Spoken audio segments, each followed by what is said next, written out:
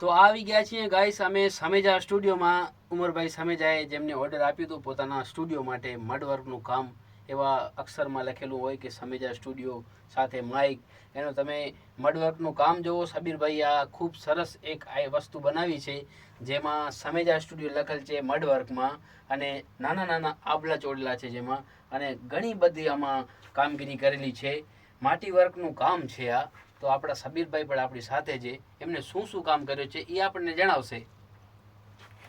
મોહમ્મદભાઈ આના અંદર મેં એક તો આપણો સ્ટુડિયાના લીધે સ્ટુડિયાના લગતા બધા કલર નાખ્યા છે જે આપણે રોમેન્ટિક કલર આવે છે સ્ટુડિયાના અંદર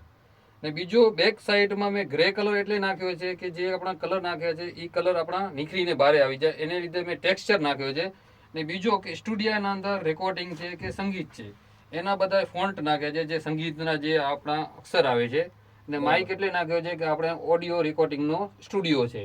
એના લગતી બધી આખી આ ફ્રેમ તૈયાર કરી છે સમેજા સ્ટુડિયો તમે જોઈ શકો છો અને કચ્છનું બહુ મોટું જ સ્ટુડિયો છે જેમાં મોટા મોટા કલાકારો પણ અહીંયા આવે છે તો ઉમરભાઈ સમેજાએ ઓર્ડર આપ્યું હતું કે મને એવી વસ્તુ બનાવી આપો મડવર્કના કામમાં જે આપણા સ્ટુડિયોને લગતી હોય તો સબીરભાઈએ